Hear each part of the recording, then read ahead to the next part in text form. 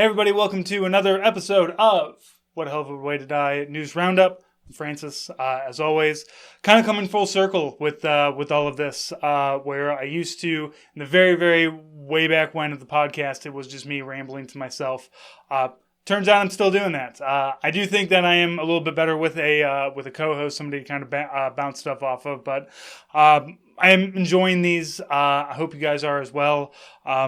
These are a good way for me to add a little bit more to the regular fare that we put out. Since we're going much more dad-centric, I still want to keep some other things in it. So this is still this is kind of a military heavy-ish, but not rah army shit. You know that's not us. You know what you're getting here. So let's go ahead and talk about our first news story. Government shutdown set for next weekend. Surprising, barring any surprising budget deal. Once again, the government needs to shut down because of, in fifth grade, you learn so much about how America has all these checks and these balances and how great we are because we have these checks and balances. And because of these, no side of the government gets too powerful. They can all kind of, work against each other and work with each other if, as necessary. But goddamn, the government is beginning to shut down. This shit didn't happen 50 years ago, first off. But we have been under threat of a government shutdown. It feels like every year. Because politicians' heads are so far up their asses. And I don't even want to, this isn't even Republicans fighting Democrats and Republicans are jamming a bunch of stuff in and being like, oh, well, Democrats don't want to pass it. Republicans are fighting with each other about this whole thing because their heads are so far up their asses. And as much as I love to see politicians, eating their own, as soon as you do this, that means government workers aren't getting paid. And there is troops aren't going to get paid either. So, and there was talk of floating this provision. It's we'll continue to pay the soldiers. That's great and all. Definitely pay the soldiers, but pay my postal service worker too, please. Pay pay the Department of Agriculture people, please, for the love of God. We need those things. We need those things more than we need a troop. Sorry, troops. I hate to be the bearer of bad news, but I don't really think that we don't need all of you. We could do with fewer of you, I suppose. But yeah, once again, government shutdown coming. Who knows if it's going to shut down? Sometimes there's just 0 day kind of oh, we did it. We figured it out how to fucking cram $800 billion up every taxpayer's asshole, I guess. I don't know. I only become libertarian on April 15th when I have to pay taxes for all this great and wonderful stuff that I do. But it is what it is. I think I lived through a government. I think I was on deployment during a government shutdown in 2009. And they told us, yeah, the government shut down. You're not going to get paid. You're still going to fucking work, though. Upside is they always back pay once they get the budget figured out. But, goddamn, what a stupid fucking economy we have, right? That any of this shit, that a government can shut down because they can't figure out a budget. First off, money's not real. So just do whatever. Just say, look, here it is. Here's the money. Oh, we've got to have the budget. It doesn't matter. It's all numbers on papers. It doesn't fucking matter. We don't have to do this. We can be smart about it. Unfortunately, we haven't elected people who are going to be smart about it. So therein lies all of our problems. So if you are a government worker, please understand I hold the utmost respect for you. I tried to get government work at one point because it's a pretty sweet deal. Honestly, not a lot of places give you are offering pensions and stuff. So I found something pretty nice in the private sector that gets me by. But government workers, especially I love my mail carrier. She's great. She's always she takes when I'm doing orders and I'm sending them out to you, the stuff that you guys order, she picks them up. We have a little cooler that's outside that's got snacks and water, and we refresh it on hot days for all of our delivery people. Just because I appreciate my small business appreciates you. Sorry. I'm sorry that our government continues to be just a big group of massive dickheads. That's just the only way that we can describe it. And I know other countries kind of look at us aghast, but like, I'm sorry, other countries, you got some shit of your own, so you can't shit talk us. We understand exactly where we are. All right, everybody. So I did not really consume a lot of media this week because I was on vacation. Last week down in Branson. Really fantastic to be down there. Honestly, I love Branson. I love the Ozarks. I have Ozark in my blood. The rolling hills, the weird people, the caves everywhere for some reason, the strange dialects. I love it.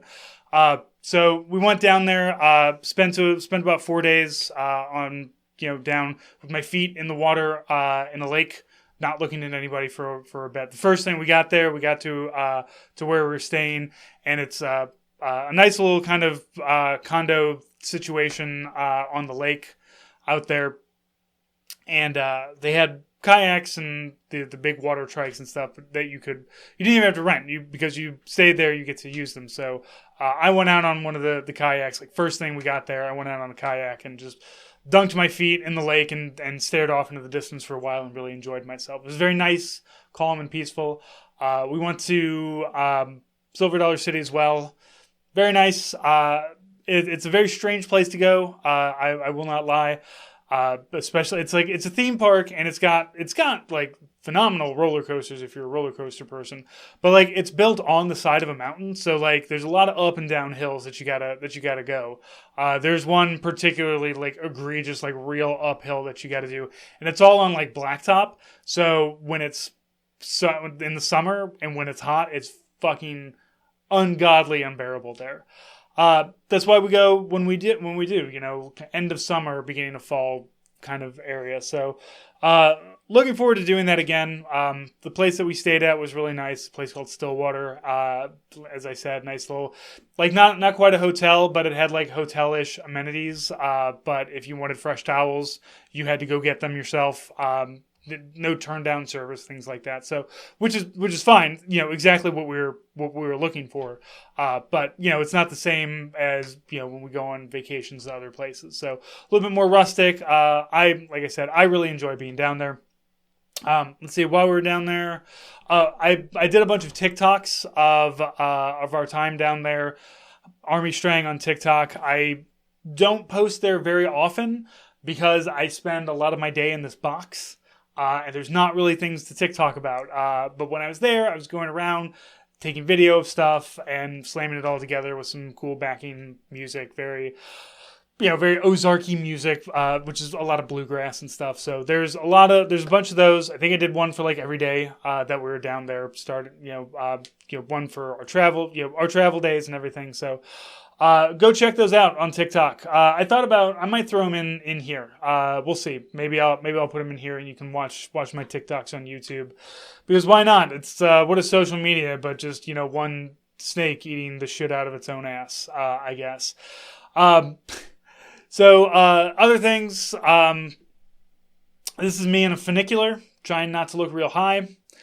Funicular is a train that goes up and down mountains like that. This is the only one that operates underground because it comes out of a cave. There's a cave system. I mean, there's cave systems everywhere, but Branson has the largest known cave dome, where they flew hot air balloons in it once upon a time.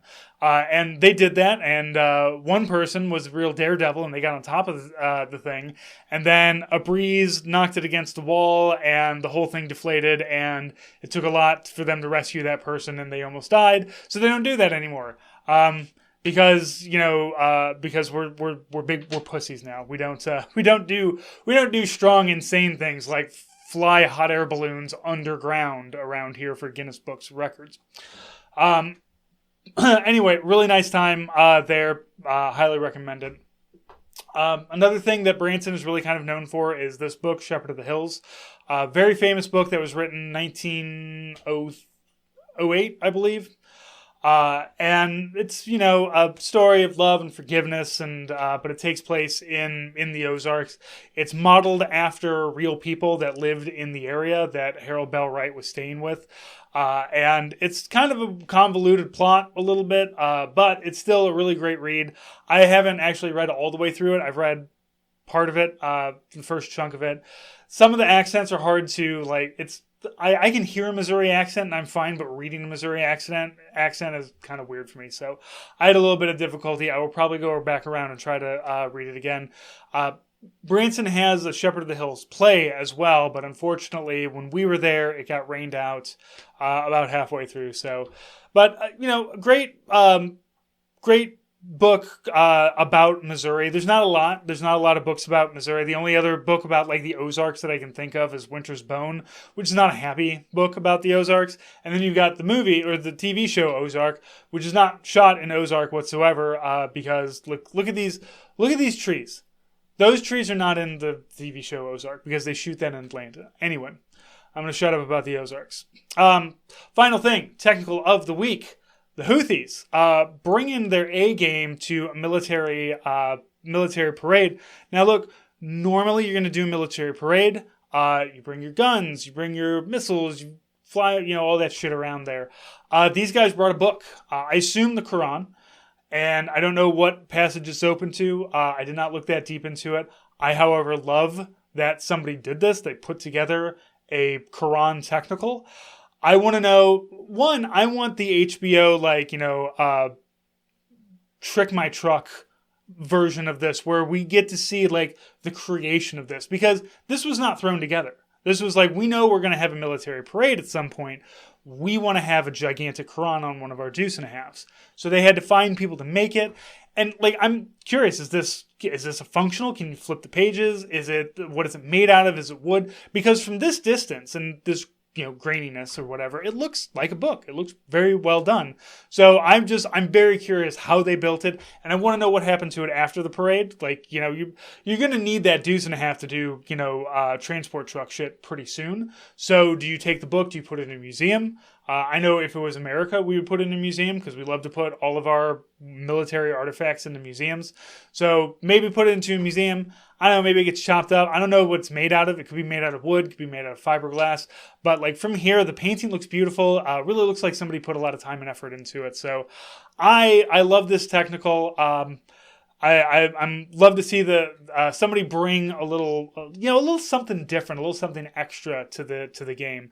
The other thing that the Houthis brought to this game was some F-5 jet planes that they stole from the Saudis, which for a lot of people was a lot more impressive, and I will say is very fucking impressive that not only did they get them, but they're flying them around. But for me, the technical appreciator, I got to stay with the stuff that's on the ground, and this is a military vehicle being used for military things, so in essence, not really a technical, but any kind of adulteration to a vehicle to create it into something else kind of gets that, what am I thinking? Not consolation prize, but you not really grandfathered in, but you get the check anyway because you're doing the work. You're putting in the work, and you've done something really great. If there's a gun up there, that's not a technical. They put a book on that shit. They reversed it. They took a military vehicle and turned it into something that could be for civilian use. You could use this to promote the Quran around all over the place. And you know what? Maybe this is the start of. Excuse me. Maybe this is the start of something. Oscar Mayer's got the Wienermobile, goes around, it's a giant hot dog, teach people about hot dogs. What if you had a fleet of Qurans that would just go down, Highway 70 or just pop up in California, just this gigantic Quran that you can go and visit and get your picture taken and ask questions about the Quran, just like you would with it's the Frankmobile. It's not the Wienermobile, it's the Frankmobile. Of course, it's just like it's not X, it's Twitter, right? Of course not. But shout out to these guys. I love it. I want to see more of it. I want to see more weird technicals. I want to see things being used for war that aren't necessarily shooty. This is the doofmobile from Mad Max, right? The guy with the gigantic speakers and the guitar and the flames and everything holds no offensive value whatsoever, but he is basically the bard buffing everybody else. This is your bard buff right here, a Quran. As long as there's also a loudspeaker behind it doing the call to prayer, I think you've got a winner there. Like, I think I could see one of these in every major city, going around spreading the news of Allah. So maybe we'll see more of this. I don't know. Probably not. Not here in America, but maybe we'll start putting books. I don't. Did they ever put a Bible on a truck? Probably. I don't know if I was gonna put a Bible. If I was gonna put a religious book or really any book onto a giant truck, I don't think it would be a religious book. It'd just be a book that I really like I don't know, Goodnight Moon or something. Like a gigantic Goodnight Moon that you can put up there, and everybody put the whole world to bed nice and quietly, like little toddlers.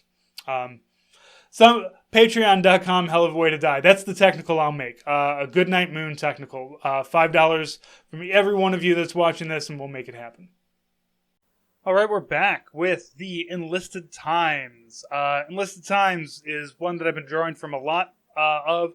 I really enjoy this. It's not necessarily an anti-war magazine. It is, however, run by some pretty hard left veterans and leftist people, talking about a lot of the different things that you got to deal with in the military in the these were published in 1979, post-Vietnam, post-draft, and everything. But still, the Enlisted Times billed itself as the newspaper for troops for the lower enlisted folks, not the officers, not the senior NCOs and stuff like that. So this is the Enlisted Times once again. Military recognizes pay as insufficient, says food stamps are needed. Again, this is 1979, and I am also looking at a Task and Purpose article that was published September 24th, 2023. More than 1 million veterans experience food insecurity. This has been a long-running issue because you don't really get paid very well. Like, Army private pay is fine when you are an 18-year-old with, no real obligations other than the piece of paper you signed to say that you're in the military. You don't have a wife, you don't have kids. In theory, you're probably not, you're not supporting anybody else. You have you, and, you have money that's taken out of your check for you to go to the dining facility. And again, this is all in theory. So you should be able to eat at the dining facility. You are provided barracks to live on base. If you're living off of base, you get basic allowance of housing, the BAH. So you have all of these things that are great for a single soldier, but the pay itself, the actual dollars you have coming in, is not a lot.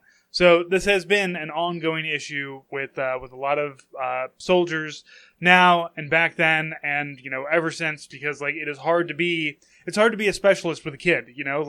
It's not, specialist pay is not a supportive family in any city or state anywhere. So, and when you get married, you move out of the barracks because you've got a wife. You don't want to live in the barracks with your wife and kids. So, these things, once you start to sever yourself from the government teat, as you will, as a soldier going up in the ranks and getting older, it becomes your pay does not really increase with the level of the amount that you're not getting after that. The bonuses of free lodging and cheap housing free housing, cheap food, dining facilities are fine. I've eaten in plenty of them.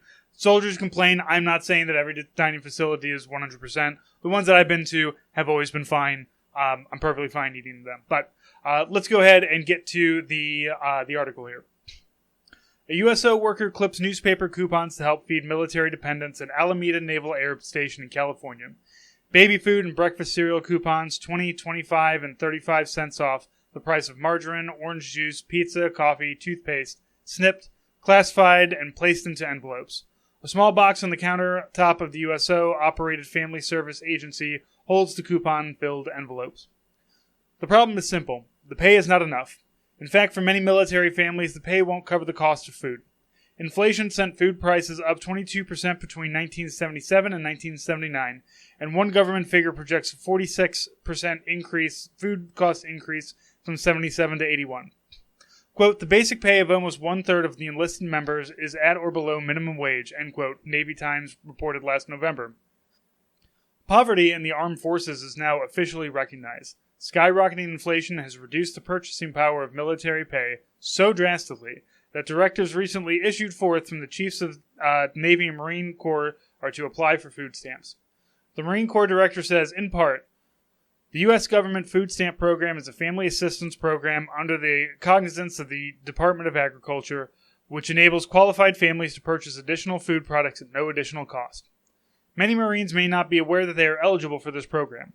A recent effort to identify eligible Marines at one major installation resulted in a 4-fold increase in stamp usage during the past 2 months. The March directive obliged the commands to identify those who would qualify for food stamps and make them aware of the program. 4 methods for achieving this goal were suggested. 1. Form liaisons with local departments of agriculture representatives. 2. Notify individuals who may qualify of when, where, and how to apply. 3. Publicize the benefits of the food stamp program. And 4. On an ongoing basis, inform new troops of the program. Food stamp eligibility depends on the amount of income and the value of the household's resources. Some types of income and resources are counted, and other types are not. The food stamp caseworker's job is to determine eligibility using a process of subtracting deductions from a standard $75 deduction for all households, a deduction of 20% for earned income, and a possible $90 deduction for childcare, shelter costs from net income, and then subtracting that adjusted income amount from the applicant's housing cost. Not sure we needed the math shoved into here, buddy, but okay. Got to fill those column inches. If the resultant figure fits within the predetermined income limit for eligibility, food stamps will be authorized. But the need for food stamps and eligibility for them are sometimes divorced from each other. If an applicant's income is $5 above the cutoff point, obviously a very real need for assistance will still remain. An enlisted person might initiate a voluntary pay allotment to decrease the amount of take-home pay if a few dollars disallows participation in the program. We do support privates gaming the system here. The media recently have focused considerable attention on some of the the use of food stamps by military personnel. Newsweek magazine ran a 2-page story in the March U.S. News and World Report from Jacksonville, Florida. A nationally televised story highlighted food stamp use in the military. Why all the publicity? In response to that question, Navy Commander Richard T. Colley, director of the Navy Assistance Center, told in San Diego told Enlisted Times, it goes right to our whole defense posture. If you're trying to run an all-volunteer military and the people you bring in have a wage that you can't live off of, your volunteer military has got some real damn problems. It's like if I offered you a job and said, you can come work for me and you can go on welfare. We're not pushing food stamps to help the Department of Agriculture out. We're doing it because a lot of our people are hurting, and hurting bad. Food stamps are for people who can't make it. That concept fits easily into the long-established way of looking at life in our country. But when you can't afford to feed yourself and your family on a military pay, it becomes apparent that you're not a loser just because you need food stamps. A recent Department of Agriculture Food and Nutrition Service report concluded that, quote, in the last 4 years, the cost of living went up 30%, 4 times the rate of increase in income for food stamp households, end quote. Lots of pride would be needed for heads of food stamp families to catch up with a gap like that. Just so you know, a lot of soldiers today also have to be on food stamps, and it's kind of ridiculous like that. Like the idea of some kind of financial assistance for food is just ridiculous because like that's like why is the government like do like it's the same money. Like it's the same fucking money. It's like, oh well, instead of the military pay money, now you're getting Department of Agriculture money. Take that and just give it to the fucking soldiers. Like it's very simple. Like instead of being like, here's $100 in food stamps, just give them $100. That's the easiest thing. Probably going to save you a lot of paper printing out these food stamps. This is back when you actually had to print them out and tear them out and hand them in. Not the EBT cards that they have now. But and you also think of companies like Walmart. Like, why is it that Walmart can pay their people below poverty wages to the point where they need to receive food assistance or housing assistance from the government? And then that's like our money, this tax money, which like I'm all for tax money going to help people, obviously, But Walmart could also just pay those people more money so that they don't have to get onto the dole with with food stamps or any kind of assistance like that. So, it's frustrating. It's irritating that the shit still happens. 50 years later, it's the same thing. Soldiers go hungry. Anybody goes hungry. Like, first off, everybody going hungry is no bueno. But when you're a soldier, you have a full-time job, and a lot of soldiers, like, on base will pick up like Uber shifts or delivering food because their base pay just isn't enough.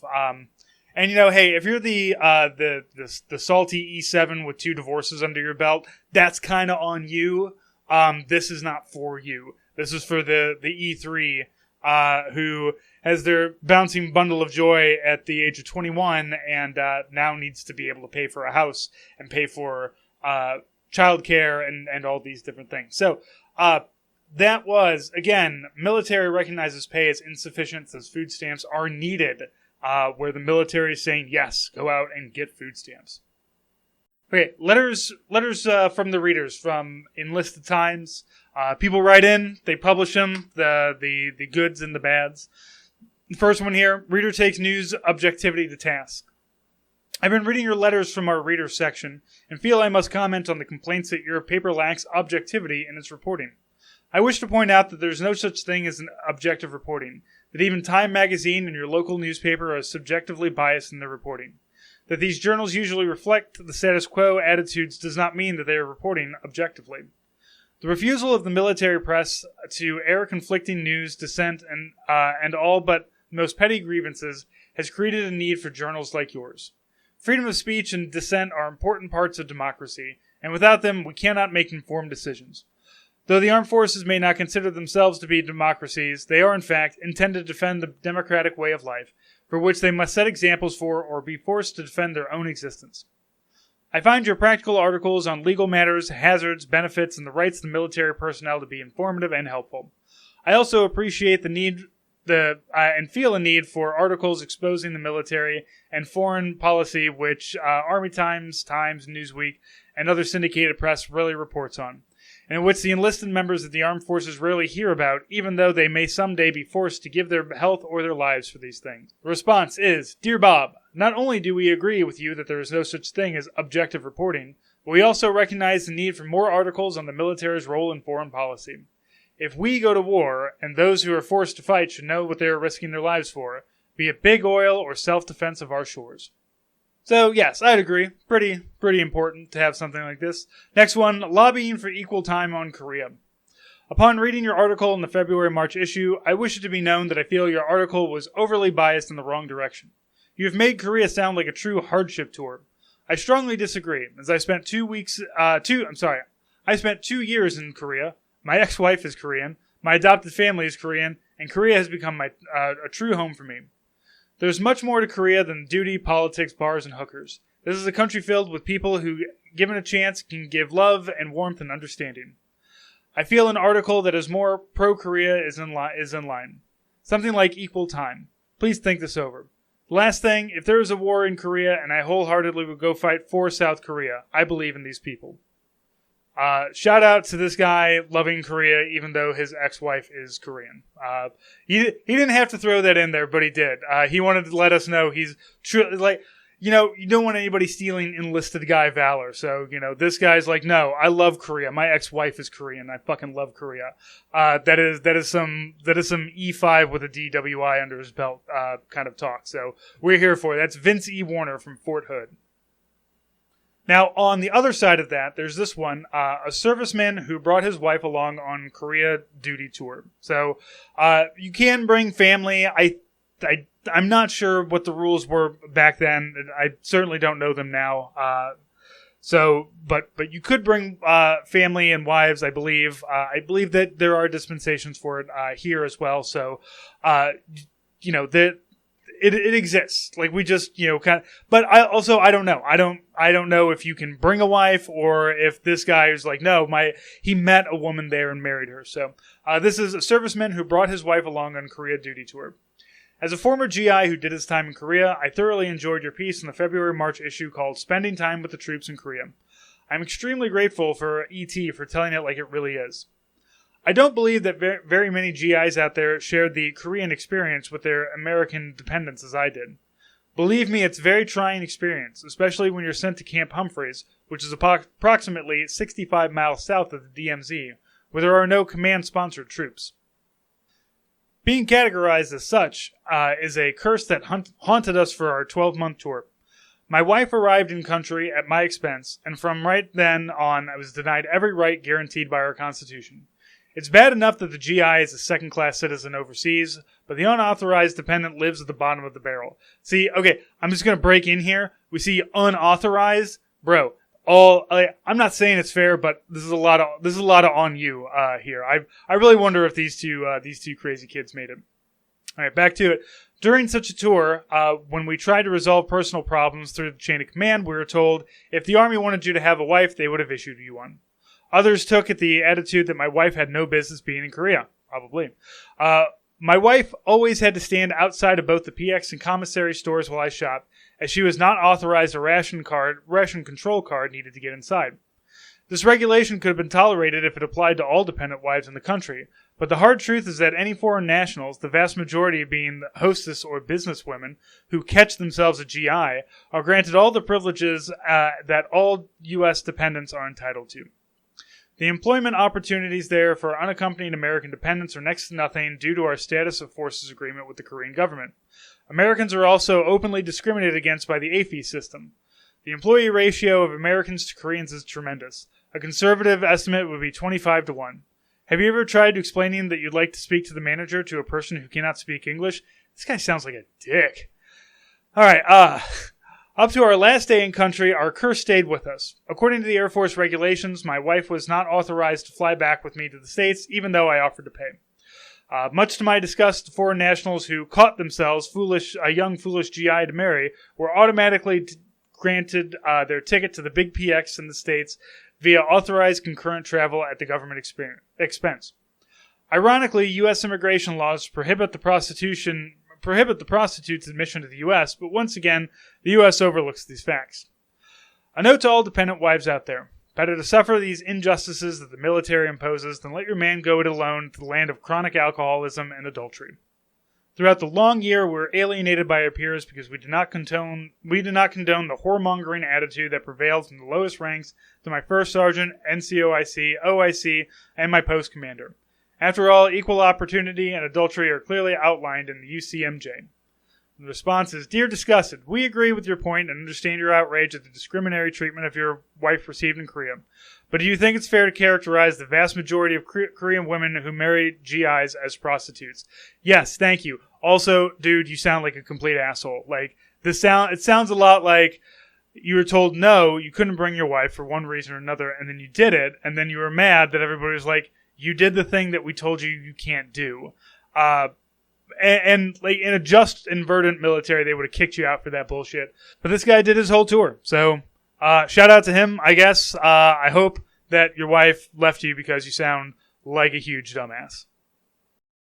All right, one more from the Enlisted Times. The Enlisted Times has a Barracks Lawyer section where you can write in and ask your legal question. The joke being Barracks Lawyer is the enlisted guy who is in the barracks and claims that he knows all these regulations. 9 times out of 10, they're talking out of their ass. But it's kind of a tongue-in-cheek thing here. So, Dear Barracks Lawyer, last July I had a shoulder injury while playing softball on my company softball team. Next day I went to sick call. The doctor didn't bother with x-rays. He took a minute to examine it and pronounce it bruised. I was in excruciating pain, but you can't argue with Army doctors. I had to hassle with him just to get a 1-week profile from carrying an M16 and flak vest. That fall I went home on leave. My mother, an RN, took one look at my shoulder and immediately called a local doctor. They took x-rays and examined it thoroughly. Their formal report said that I had suffered a separated shoulder with 2, possibly 3 fractured bones. What I would like to know is, can they be sued for malpractice? Can I be compensated for negligence? All the records, including the bills from civilian doctors, are in my military records at the hospital. So the response is, under current law, members of the military may not sue military doctors for medical malpractice, which is the same as negligence, no matter how gross. The sad state of affairs has existed since 1950, when the U.S. Supreme Court decided 3 military negligence claims again under the heading of Flair's v. the U.S. I'm not familiar with that one myself. I am not a lawyer. I do not law. 2 of the 3 actions involved medical malpractice, one brought by a soldier named Jefferson, who had to be one of all-time worst horror stories. Jefferson had a stomach operation performed by military doctors. 8 months later, he still felt awful and had another operation, during which a 18-inch by 30-inch towel marked Medical Department, U.S. Army, was found in his stomach. Jesus Christ. The Ferris cases asked the Supreme Court to decide whether a member of the military can sue and recover for injuries suffered because of the negligence of other military personnel. The Supreme Court's answer was a loud and clear no. Although there have been proposals in the Congress from time to time to change it, as far as we know, that is still the law today. And yes, today, 2023, is still the law. Even though you can't sue for malpractice, you may be able to get reimbursed for the costs of having a civilian doctor attend to your injury. Your first step would be to locate someone sympathetic in the legal office of the Inspector General's office and ask for assistance in filing a claim for reimbursement. Depending on branch regs and local policy, that may mean submitting a claim to the pay office, a personnel office, or the Board of Corrections of Military Records. If that claim is turned down, you can bring in a suit of federal court, but that suit, unlike medical malpractice suits, would be limited to the amount of your medical bills with no recovery for pain, suffering, etc. A civilian lawyer would be necessary, and you would have to make the in-service claim for reimbursement before a judge would agree to hear the lawsuit. This has been a long-time thing with members of the military and wanting to sue for malpractice. I understand, the thing is that it's negligence, so if Private Snuffy falls asleep at the wheel and, Private Snuffy 2, gets hit by a mortar because Snuffy 1 wasn't doing what he was supposed to be doing and guarding the towers. Or, somebody doesn't put a parking brake and it rolls over somebody's foot. In all those that's all negligence. So I understand it from a medical point of view, absolutely. But, I also understand you can't just sue somebody in the military for negligence. We would all get sued constantly. So, that sucks for this guy, though. 100% understand shitty military medical personnel. The thing is that when you're a doctor in the Army, you get paid Army wages. You don't get paid doctor wages. And Army wages and doctor wages are very different, even when you're an officer. So, and I've had some great medical professionals in the military. I'm not going to say this about all of them, but, look around. Who joins the military? People who don't have a whole lot of other options sometimes, or just don't want to do other options, and they want something that's kind of, easy. So it's not surprising. It sucks for this guy. I hope that his shoulder healed up properly, but unfortunately, that is kind of the way that it is. All right. Thank you again for listening, for watching, however you're consuming. This is kind of the end bit where I plug a few other things. This week, if my recording goes well, I have an interview with Joe Kasabian coming up that is more, it's a lot more on what's going on in Armenia and the ethnic cleansing that's happening there. That's really happening as I am speaking. An ethnic cleansing is going on in Armenia. So, and it's been kind of a long time.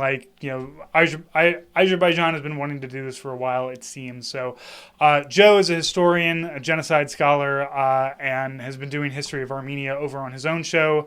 But I wanted to bring him on, just as kind of a talk more about this. A lot of people probably don't know about what's going on and all the very complex politics that are happening because, you've got, Armenia and Azerbaijan have been at this kind of weird quasi-peace because Russian peacekeepers were kind of keeping it that way. And then Azerbaijan's fuck it, we're going to do what we want. And Armenia is trying to break away from Russia because they can see that Russia is not doing so well with their whole thing. And Russia is threatening them. I don't know why you'd want to do that. So it's a whole lot of fuckery that's happening. And Joe is going to help kind of untangle a little bit of that. And of course, we're going to record it and then things are going to change as we go on. But I think it's kind of important to talk about that. Also, the bonus episode this month, or excuse me, this week, is a interview with Eric from Soundtracker. I got him onto our show to talk about Full Metal Jacket and a little bit of the soundtrack, but also one of my favorite Kubrick movies. Not just because of the beginning, but as it goes through and all the talk about Vietnam and the loss of humanity and things like that.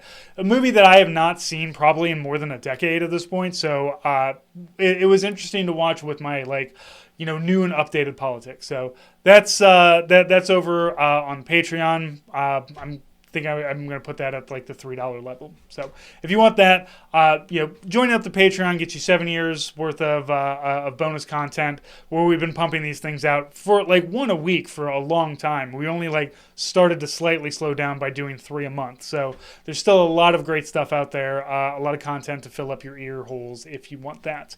And then of course I've still got the Soviet pins on sale. I ordered a bunch more from Ukraine, so I'm continuously shoving these out the door because I'm trying to bring more in because I love to go through these things and find stuff. So those are on sale. I'm probably going to be running another sale, if not this week, then next week, of all the nuke-related stuff. And I have a few things. I have a few designs. I think I'm finally going to be able to. I finally think I have a little bit of money that I can send. I can get some pins and stuff made. We'll see. I don't know. Joe Biden's flipping the pay your student loans button back on, so we'll see how that works. Speaking of, you can always send me your money. Patreon.com, Hell of a Way to Die, or the store hellofawaytodie.com. As always, thank you so much for listening, for subscribing, for liking, for anything that you do. We rely a lot on word of mouth. We don't really push ourselves that much. Actually, we might start doing that now that we're kind of more daddish. But we've cultivated a very nice base audience, and hopefully you guys like us enough to tell other people about us, and we'll get some more people coming in. But I mean, I'm not stopping. As you can see, we're adding more content as we go along. So thank you for listening. Thank you for watching, and we'll talk to you next week.